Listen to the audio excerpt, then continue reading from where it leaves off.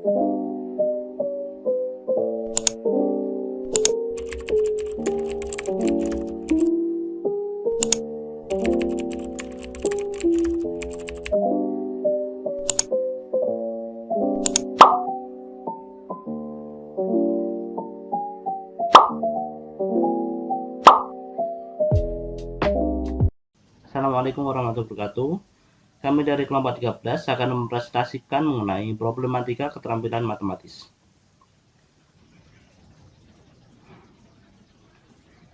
Mata kuliah Problematika Pembelajaran semester 6, dosen pengampu Bu Safitri Wana Budiandari, dengan anggota kelompok terdiri dari 3 orang. Yang pertama saya sendiri, Ahmad Rizal Syariful Fikri, NIM 2019-35009. Yang kedua ada Mariska Aulia Fahma, NIM 2019-35012. Yang ketiga ada Iranul Azizah, NIM 2019-35025. Untuk cakupan materi yang kita bahas yaitu yang pertama pengertian keterampilan matematis, yang kedua macam-macam keterampilan matematis, yang ketiga problematika keterampilan matematis. Oke, kita masuk ke materi yang pertama yaitu pengertian keterampilan matematis. Keterampilan atau skill adalah sebuah pengetahuan prosedural, dengan kata lain adalah pengetahuan mengenai suatu urutan mental atau tindakan fisik yang mendorong ke arah suatu hasil. Menurut Afifa 2019, keterampilan merupakan sebuah prosedur sederhana, sedangkan kemampuan atau ability adalah prosedur yang kompleks. Keterampilan dasar matematis merupakan pengetahuan dan kecakapan dasar yang diperlukan untuk dapat melakukan manipulasi matematika meliputi pemahaman konsep dan pengetahuan prosedural Heruman.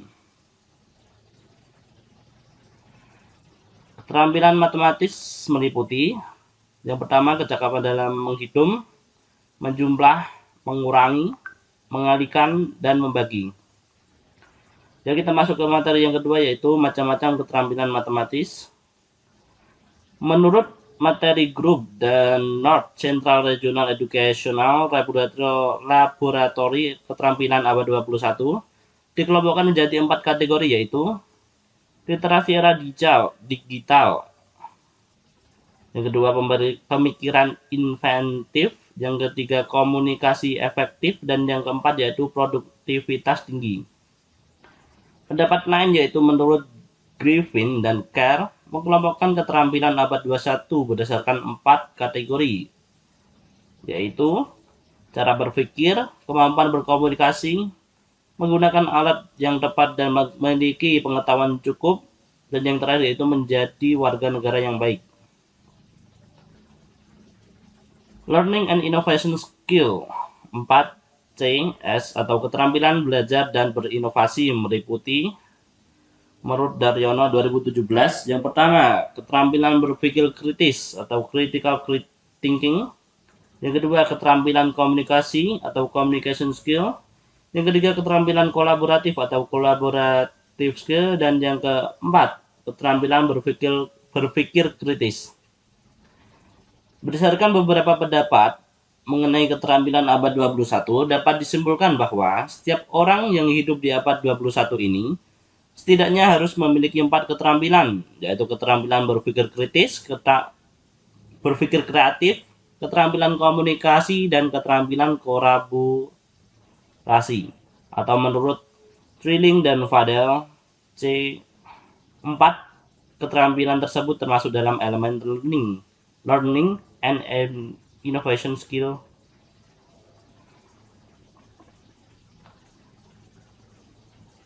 Keterampilan berpikir kritis.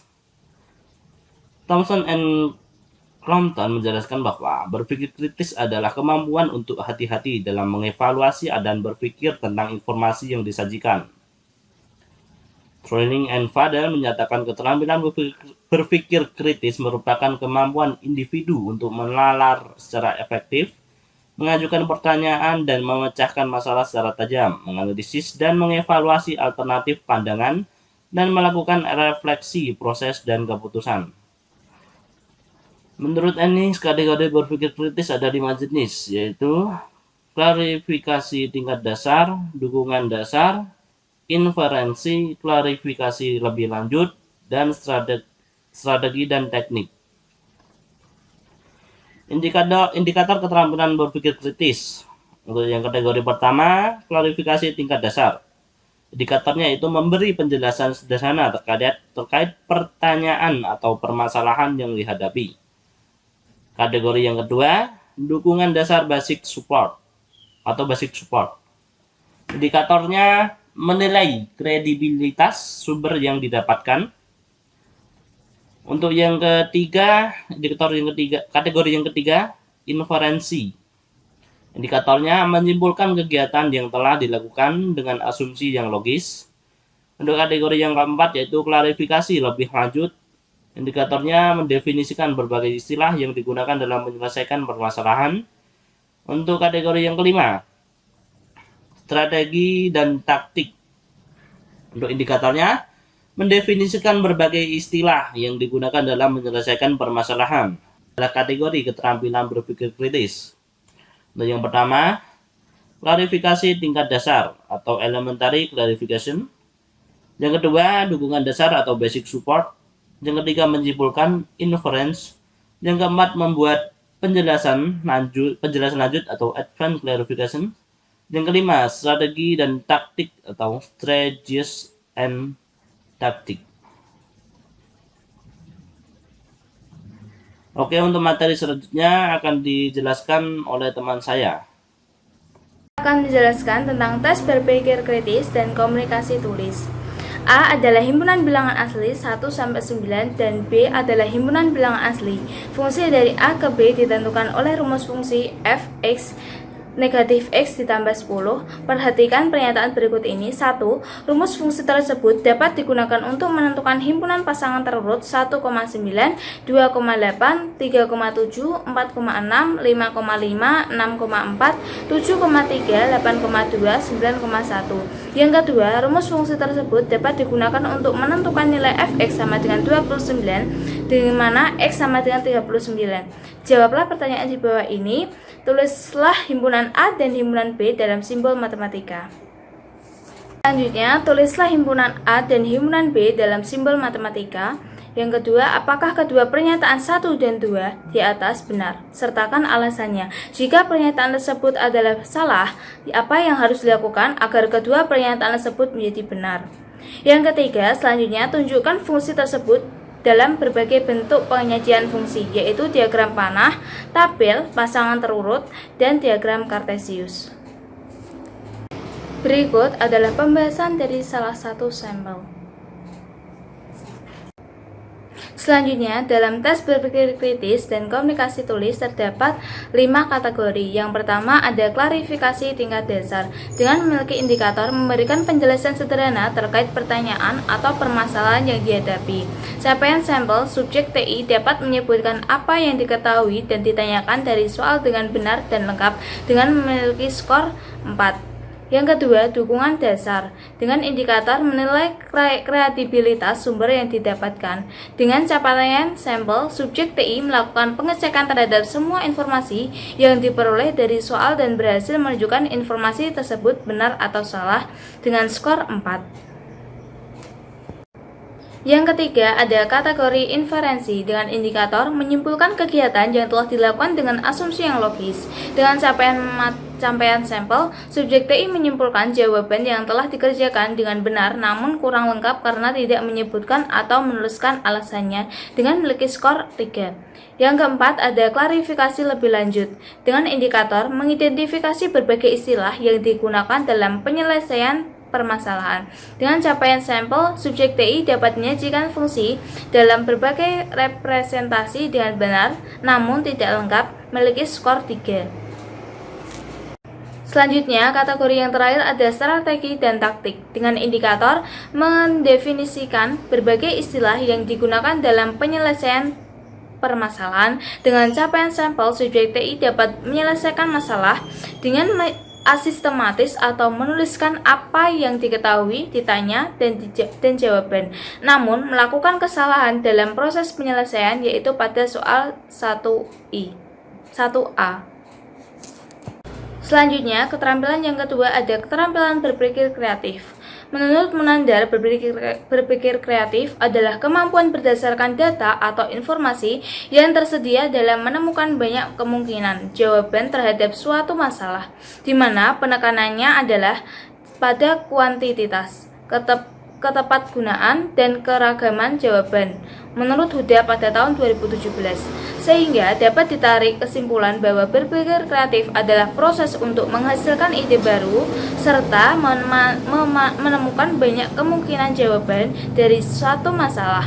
Namun, menurut Gufron pada tahun 2017, ciri-ciri aspek kognitif kreativitas adalah kelancaran berpikir atau fluency, dan keluasan berpikir atau flexibility, dan keaslian berpikir atau originality. Selanjutnya ada indikator keterampilan berpikir kreatif. Ada tiga kategori. Yang pertama ada kelancaran berpikir dengan indikator menyebutkan banyak solusi penyelesaian permasalahan. Yang kedua ada keluasan berpikir dengan indikator memberikan jawaban atau solusi yang berbeda dari yang lainnya. Yang ketiga ada keaslian berpikir dengan indikator menciptakan solusi atau jawaban baru yang belum pernah digunakan sebelum untuk menyelesaikan masalah. Selanjutnya ada tes berpikir kreatif. Di suatu kota terdapat dua merek taksi yaitu taksi Blue Car dan Red Car. Berikut merupakan penjelasan mengenai tarif kedua merek taksi tersebut. Yang pertama, biaya taksi Blue Car adalah 10.000 dan setiap 1 km tarif tersebut bertambah 2.500.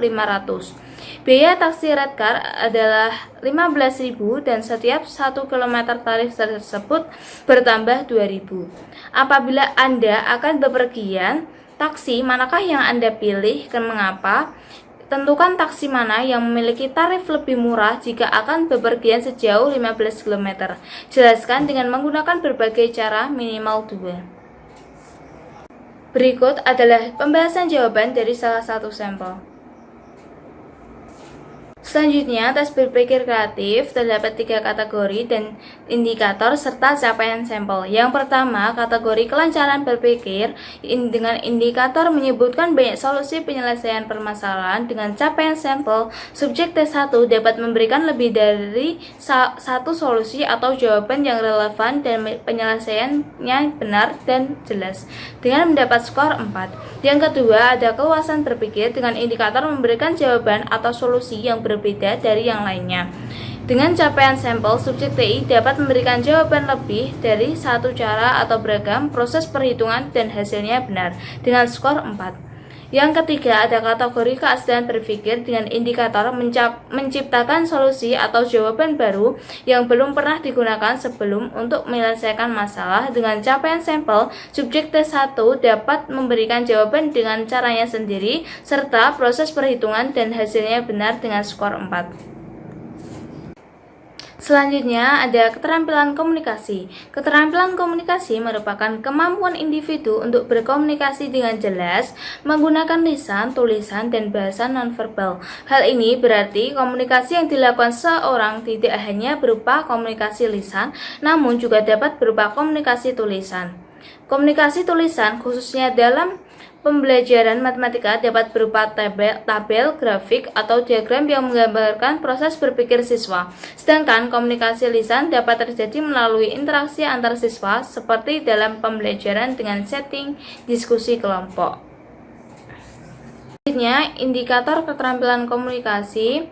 Ada 4 indikator. Yang pertama, mengartikulasi pemikiran dan ide-ide secara efektif menggunakan keterampilan komunikasi lisan, tertulis, dan nonverbal dalam berbagai bentuk dan konteks. Yang kedua, menggunakan komunikasi untuk berbagai tujuan seperti untuk memberi informasi atau instruksi. Yang ketiga, memanfaatkan berbagai media dan teknologi dan tahu bagaimana untuk menilai keefektifan serta menilai dampaknya. Yang keempat, berkomunikasi secara efektif dalam lingkungan yang beragam. Selanjutnya akan dijelaskan oleh rekan saya, Ira Nur Azizah. Yang selanjutnya itu ada soal wawancara, membahas mengenai jawaban soal berpikir kritis salah satu sampel.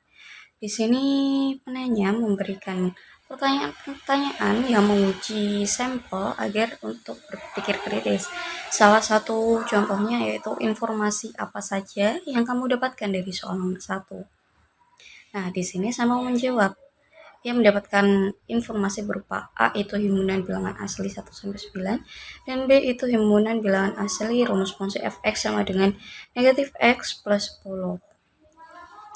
Kemudian penanya juga menanyakan apa yang ditanya dari soal tersebut dan sama menjawab menuliskan himpunan A dan himpunan B ke simbol matematika.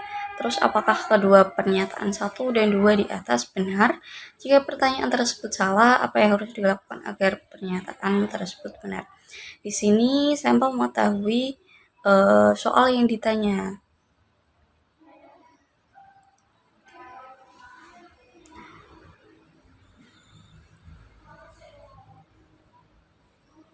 Lalu penanya memberikan pertanyaan selanjutnya yang berupa bagaimana cara untuk menyelesaikan soal-soal tersebut, dan sampel menjelaskan menggunakan rumus fx sama dengan negatif x plus 10, x-nya dimasukkan 39, jadi negatif 39 plus 10 sama dengan negatif 29 dan seterusnya.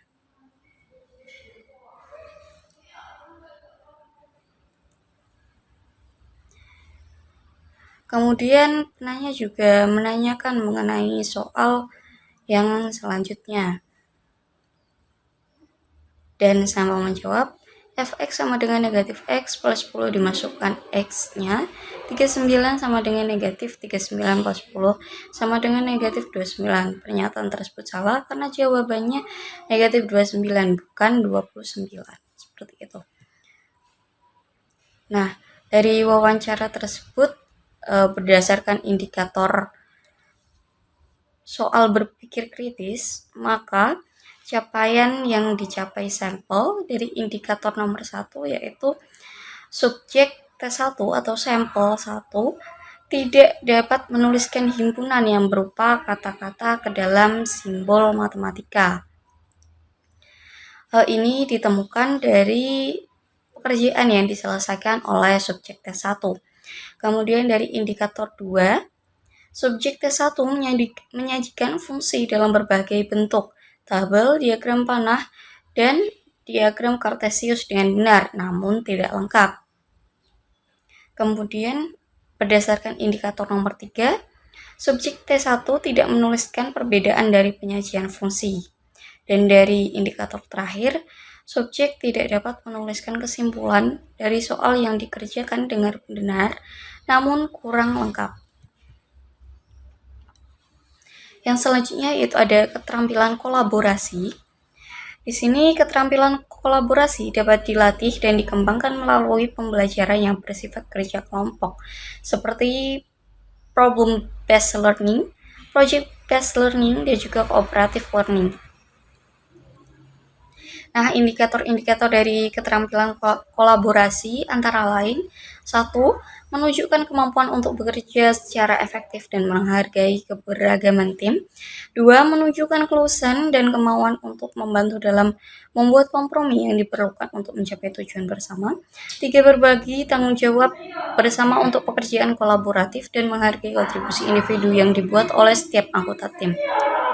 Nah, di sini ada hasil observasi mengenai keterampilan kolaborasi siswa dalam pembelajaran matematika berbasis proyek. Di sini ada 2 subjek yaitu T1 dan T2. Di sini terdapat perbedaan yang cukup signifikan antara subjek T1 dan T2.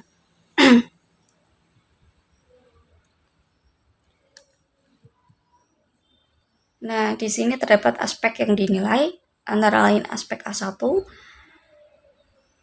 aspek B1, aspek C1, aspek A2, aspek B2, aspek A3, aspek B3, aspek C3. Nah, aspek 1A atau A1 mengenai bekerja sesuai dengan tugas yang diterima dalam kelompok. Kemudian aspek B1 dapat menerima pendapat teman dalam salah satu tim. Kemudian aspek C1 dapat menyelesaikan pekerjaan tepat waktu. Aspek A2 menunjukkan sikap ikhlas atau tanpa paksaan dalam bekerja.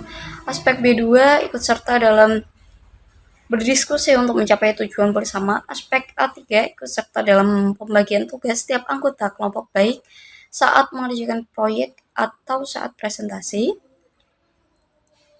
Aspek B3 memberikan penghargaan, misalnya berupa tepuk tangan saat orang lain menyampaikan pendapat, dan aspek C3 memberikan kesempatan pada salah satu teman lain untuk menyampaikan pendapat.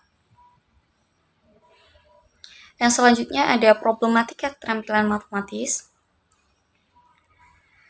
Dalam Usman 2004 dengan judul Teaching Problem Solving in Mathematics, menjelaskan penyebab kesulitan siswa dalam memecahkan masalah matematika adalah kemampuan awal siswa yang kurang, kemampuan literasi matematika yang kurang, model pembelajaran yang diterapkan guru belum tepat, guru tidak melihat perbedaan kemampuan siswa, kemampuan guru dalam menyelesaikan soal pemecahan masalah yang kurang. Sedangkan dalam penelitian Damini tahun 2016,